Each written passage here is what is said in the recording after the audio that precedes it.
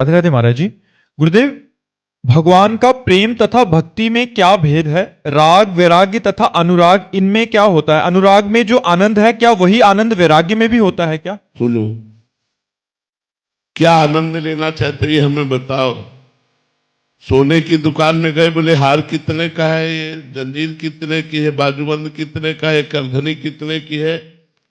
बोले लेना क्या है? वो कुछ नहीं, वो ऐसे पूछ रहा था बस। अगर वैराग्य क्या है, अनुराग क्या है, प्रेम क्या है, भक्ति क्या है, आप चलना किस में चाहते हो? आप चलना किस में चाहते हैं?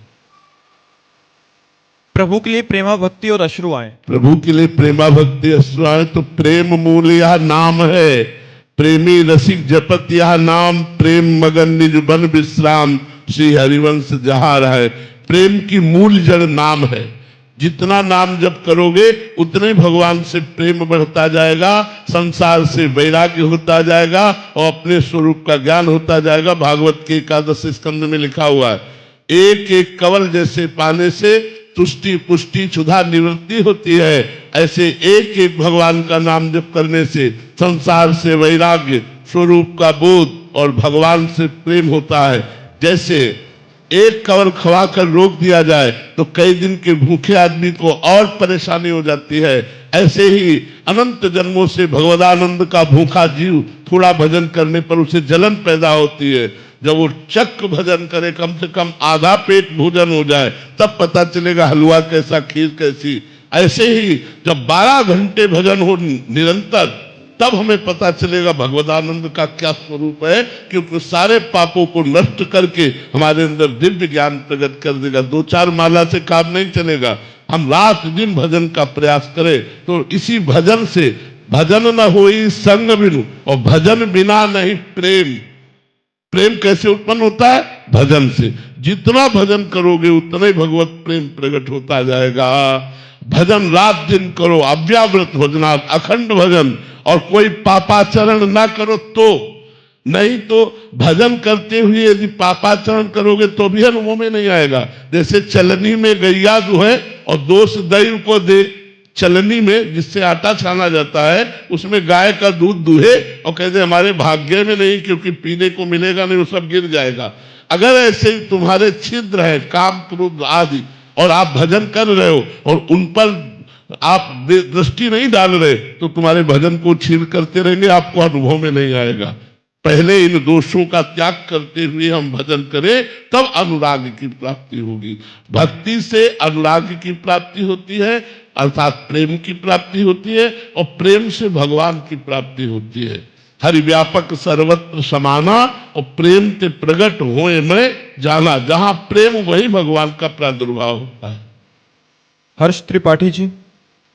राधे राधे महाराज जी।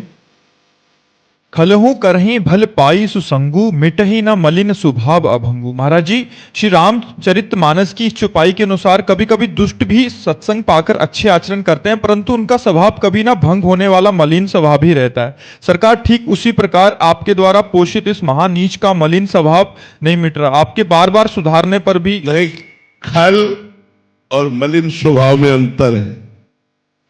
खल का जो मलिन स्वभाव होता है वो दूसरी प्रकार का होता है। हमारा जो मलिन स्वभाव होता है वो दूसरी प्रकार का होता है। हमारे मलिन स्वभाव को यदि सत्संग मिल जाए तो मलिन स्वभाव दूर होकर भगवान की प्राप्ति हो सकती है। जो नीच प्रवृत्ति के दुष्ट संत, निंदा करने वाले संत, अपमान करने वाले, केवल उपहास करने के लिए सत्संग सुनने गए, देखते क्या बोलते हैं, और उनकी बातों का उपहास किया, एक भी शब्द स्वीकार नहीं किया, वो दुष्ट है। खलौ करें भली पाई सुसंगु, मिटे न मलिन स्वभाव भंगु। लेकिन मैं दुष्ट हूं, मैं नीच हूं। आज भगवान ने हम पर बड़ी कृपा की, साधु समागम दिया। आज देखो मेरे जीवन का वो दिन है जो मैं वर्णन नहीं कर सकता। और वो आकर सत्संग में हाथ जोड़कर बैठ गया और सत्संग की बात सुनी, उसका जीवन निरंतर सुधरता चला जाएगा। और वो खल नहीं है, वो दुष्ट नहीं है, वो मलिन स्वभाव वाला है। उसका मलिन स्वभाव सत्संग से निर्मल हो जाएगा, सत्संग से निर्मल हो जाएगा। लेकिन जो दुष्ट लोग हैं उनका निर्मल नहीं होता। क्योंकि वो संत का उपहास करने के लिए जाते हैं, वो संतों के दोष दर्शन करने के लिए जाते हैं, वो सत्संग सुनने नहीं जाते। वो जाएंगे वहां, लेकिन वो अपनी मलिनता का ही आरोप करेंगे, वो निर्मलता का नहीं आरोप करेंगे। और एक मलिन है जिसके हृदय में बात है कि मैं नीच हूं, अधम हूं, कामी हूं, क्या मेरा भी उद्धार हो जाएगा? निश्चित उद्धार हो जाएगा संत संग से, वो निर्मल हो जाएगा। तो तुम खल नहीं हो। मलिन स्वभाव भले हो सकता है, लेकिन खल नहीं हो। अगर खल होते तो प्रश्न ही ना करते। प्रश्न करने का मतलब है जिज्ञासा। जिज्ञासा पवित्र हृदय में होती है। कुछ मलिनता और कुछ पवित्रता आपके हृदय में है, धीरे धीरे बढ़ाइए, पूरे मन को पवित्र कर दीजिए और पापाचरण होने से अपने को रोकिए। जो कार्य निषेध किए गए हैं उन कार्यों को मत कीजिए। जैसे खान पान में मांस, मछली, अंडा मत खाइए, मदिरा मत पीजिए, पराई बहन बेटियों की तरफ गंदी दृष्टि मत रखिए, पराया धन हड़पने की कोशिश मत कीजिए और नाम जप कीजिए। देखिए बहुत जल्दी आपका हृदय पवित्र हो जाएगा। महाराज जी, साधक को कैसे पता लगता है कि उसका अंतःकरण पवित्र हो रहा है? क्योंकि प्रतिपल तो उसको ऐसे लगता है कि मेरे में वही काम, क्रोध, लोभ की वृत्तियां हैं। हाँ, ये तब तक रहता है, ये भगवान की बड़ी कृपा है जो ये रहता है, क्योंकि इससे अहंकार नहीं आ पाता। भगवान अपने जनों में थोड़ा थोड़ा ऐसा दिखाते रहते हैं, जिससे अगर हृदय से पूछा जाए तो लगता है मेरे जैसा नीच अधम कोई नहीं है, मेरे जैसा अधम कोई नहीं।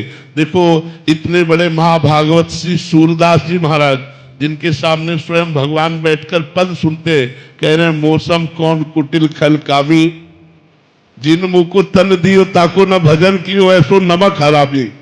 देखो कितने बड़े महापुरुष है और क्या लिख रहे हैं अपने लिए। कह रहे जिन मुंह को तन दियो ताको न भजन कियो ऐसो नोन हरामी। मौसम कौन कुटिल खल का। तुलसीदास जी लिख रहे हैं जो मैं अपने अवगुण कहूं बाढ़ई कथा पार नहीं लाऊं। यदि मैं अपने अवगुणों की चर्चा करूं तो कथा बढ़ जाएगी, तो हम पार नहीं पा पाएंगे। हनुमान जी महाराज कह रहे असमय अधम सखा सुनो मोहू पर रघुवीर। मैं ऐसा अधम हूं, इतने पर भी भगवान की हम पर कृपा है। सबरी मैया क्या कह रही, अधम ते अधम अधम अति नारी, तिनमा मैं मतिमंद आघारी। भगवान के भक्तों में ये जो वर्णन करने की शैली है वो इसलिए है कि उनके हृदय में अहंकार नहीं होता, और अहंकारहीन हृदय ही अपने में दोष देख पाता है। जो अहंकारी हृदय होता है वो अपने में गुण देखता है, दूसरों में दोष देखता है। जो दैन्य होता है वो अपने में दोष देखता है, दूसरों में गुण का दर्शन करता है, इसीलिए वो संत है। महाराज जी, पवित्र हृदय की क्या पहचान है? जब पवित्र हृदय हो जाएगा तो कामादि दोषों का प्रभाव नहीं पड़ेगा। जो काम, क्रोध, लोभ, मोह, मद, मत्सर, ये 6 दोष है, इनका प्रभाव नहीं पड़ेगा। काम, क्रोध, मद, मान न मोहा, लोभ न क्षोभ, राग नहीं द्रोहा, जिनके कपट दंभ नहीं माया, तिनके हृदय में शोध बुझाया। जहां काम, क्रोध, लोभ, मोह, मद, मत्सर का प्रभाव शून्य हो जाए वहां हृदय निर्मल। अगर थोड़ा भी आकर्षण है तो उस हिस्से में अपवित्रता बनी हुई है। और कभी कभी पवित्र हृदयों में भी इनका विकार का आक्रमण देखा गया। भगवत प्राप्त महापुरुष पवित्र हृदय, लेकिन कीन हो इसका बहु अभिमाना, सो खोवल कृपा निधाना। भगवान उसके अभिमान कहीं कहीं न कहीं जागृत। जैसे देवर्षि नारद जी कितने भगवान के नजदीक है, रोज भगवान का दर्शन करते हैं, भगवान साक्षात्कार महापुरुष है, लेकिन एक दिन उनके मन में अभिमान आ गया कि मैं तो काम विजयी हूं। तो भगवान ने माया रची और वो काम से परास्त हुए, भगवान ने उनकी रक्षा की। तो कभी कभी भगवत प्राप्त महापुरुषों में भी भगवान उनके हृदय की उस वृत्ति को कि मैं श्रेष्ठ हूं, उसको नीचा दिखाने के लिए कभी न कभी ऐसे कोई आचरण बन जाते हैं। जैसे माँ अपने बालक को सजाती है लेकिन बाद में काला टीका लगा देती कि किसी की नजर ना लगे मेरे बालक पे। ऐसे ही भगवान अपने संत को सजाते, बाद में कोई एक काला टीका लगा देते, जिससे काला टीका से उन पर नजर नहीं लगती। अरे वही है जो हमने देखा था, ऐसा वही है जो ऐसा। 1-2 आचरण ऐसे छोड़ देते हैं जिनके कारण लोगों की दृष्टि उसी में अरझ जाती है और महापुरुष की महिमा को न जानकर वो लाभ नहीं ले पाते। ये भगवान ऐसा गुप्त रखते हैं। जब वो महापुरुष पधार जाते हैं और उनकी जीवनी लिखी जाती है तब उन्हें इतने बड़े महापुरुष, और जब सामने होते हैं तब हम समझ नहीं पाते कि ये इतने बड़े महापुरुष हैं। भगवान इसलिए ऐसी लीला करते हैं। मीनाक्षी जी हरियाणा से। राधे राधे महाराज जी। महाराज जी, मेरी दुविधा गुरु की तलाश को लेकर है। मन में तीव्र इच्छा है गुरु धारण करने की, पर दूसरी तरफ मन कहीं टिकता ही नहीं। प्रभु कृपा से संतों की वाणी सुनते हैं, उनका आशीर्वाद भी प्राप्त करते हैं, सभी के प्रति आदर भाव भी है, पर कपटी मन एवं दिमाग पूरी तरह से समर्पण का भाव नहीं ला पा रहा। मुझे लगता है आपको भगवान को गुरु बनाना चाहिए। सर्वप्रथम भगवान जगत गुरु है, उनको गुरु बनाना चाहिए और उनसे प्रार्थना करनी चाहिए कि यदि गुरु रूप की अत्यंत आवश्यकता भव समुद्र से पार होने के लिए है तो हे नाथ, आप मुझे गुरुदेव के पास पहुंचा दीजिए या गुरुदेव को मेरे पास पहुंचा दीजिए। पक्का वो आपको सहयोग करा देंगे, गुरु की प्राप्ति करा देंगे, क्योंकि हरि ही गुरु है, गुरु ही हरि है, दो नहीं है। कहने को दो है, पर गुरुदेव के रूप में हरि का वर्ण करने के लिए पहले भगवान को गुरु बनाओ और उनसे कहो मुझे ऐसे संत से मिला दो जो आपसे मिला दे। वो मिला देंगे, वो मिला। करिश्मा जैन जी बेंगलोर से। राधे राधे महाराज जी। महाराज जी, आप कह रहे हैं कि आप एक नियमित संख्या में रोज जप करते हैं और लेखन भी करते हैं, बट महाराज जी जैसे जीवन में आगे बढ़ने के लिए हम धीरे धीरे अपने स्तर को बढ़ाते हैं, वैसे ही क्या भक्ति में भी आगे बढ़ने के लिए नाम संख्या बढ़ानी चाहिए। वैसे ही नाम संख्या बढ़ानी चाहिए। देखो, जब भगवान की भूख होगी, भगवान की भी भूख लगती है। अब अच्छा नहीं लग रहा, आज का भी दिन गया, भगवान नहीं मिले, आज की रात भी गई, सपने में भी भगवान नहीं मिले, रोना आता है, तड़पना प्रकट होता है। रात दिन जब तड़पता है तो उसे भगवान का साक्षात्कार हो जाता है। उसके लिए हमें भजन चाहिए। जब भजन करते करते ऐसी पवित्र बुद्धि आती है, दरस बिन दुखन लागे नैन, जब से तुम बिछुरे पी प्यारे कबहु न पायो चैन। दरस, मीरा जी कह रहे, दरस बिन दुखन लागे नैन, हृदय तड़पता है। उस तड़पन के लिए हमें भजन बढ़ाना पड़ेगा। जब हम निरंतर भजन करेंगे और संयम से रहेंगे, इंद्रियों को भोगों का सुख नहीं लेने देंगे, तब व्याकुलता पैदा होती। क्योंकि इंद्री अगर भोगों में लगी है तो व्याकुलता पैदा नहीं होगी, और बिना व्याकुलता के हरि मिलते नहीं। कबीरा हंसना छोड़ दे, रोने से कर प्रीति, बिन रोए किन पाइया प्रेम प्यारा मीत। तो जब तक हमें चिल्ला चिल्ला के रोना ना आ जाए तब तक तो हमें भजन बढ़ाना चाहिए।